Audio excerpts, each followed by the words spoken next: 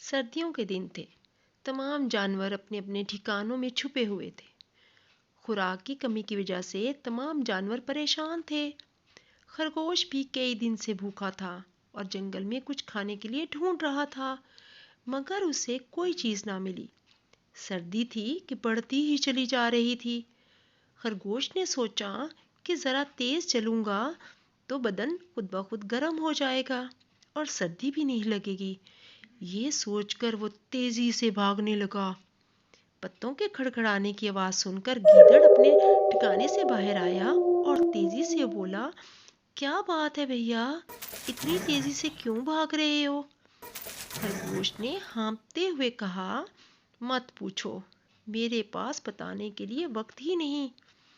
گیدڑ بھی اس کے ساتھ بھاگنے لگا اور پریشان ہو کر پھر بولا، کیا کوئی گھر میں بیمار ہے؟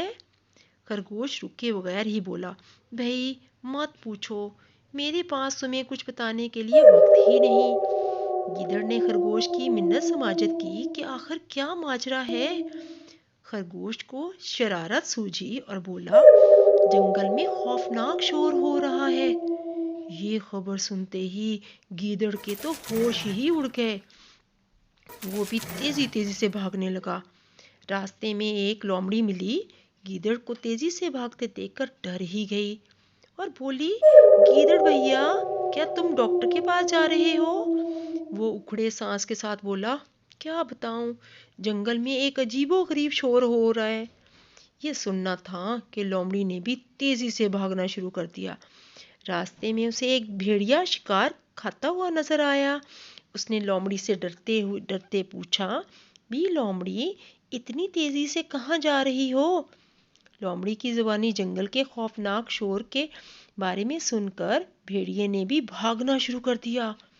راستے میں بھیڑیے کو ریچھ ملا، پھر ریچھ کو چیتا ملا۔ سب ہی بھاگنے لگے۔ تھوڑی ہی دیر میں جنگل میں بھگدڑ مچ گئی۔ ہر جانور خوف کے مارے بھاگ رہے تھے۔ بھاگتے بھاگتے سب کچھوے کے گھر کے سامنے سے گزرے تو اس نے ہڑبڑا کر پوچھا، کیا ہوا، کیا ہوا، سب کیوں بھاگ رہے ہیں؟ میری بات تو سنو۔ سب جانور رک گئے۔ چیتا بولا، میں نے تو کچھ نہیں سنا، لیکن بھالو نے سنا تھا۔ بھالو بولا، مجھے تو بھیڑیے نے بتایا تھا۔ بھیڑیا گرا کر بولا، مجھے تو چالاک لومڑی نے بتایا تھا۔ لومڑی گیدڑ سے پوچھنے کے لیے مڑی تو وہ تیزی سے بولا، مجھے تو خرگوش سے پتا چلا تھا کہ جنگل میں خوفناک شور ہونے والا ہے۔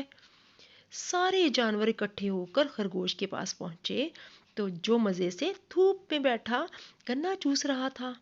سب جانوروں نے چلا کر دوڑنے کی وجہ پوچھی تو اس نے مسکرا کر کہا، بھئی میں تو سردی میں بدن کو گرم کرنے کے لیے بھاگ رہا تھا۔ آپ سب کیوں گھبرائے ہوئے ہیں؟ کسی نے کوئی جواب نہ دیا اور سب جانور شرمندہ ہو کر وہاں سے چلے گئے۔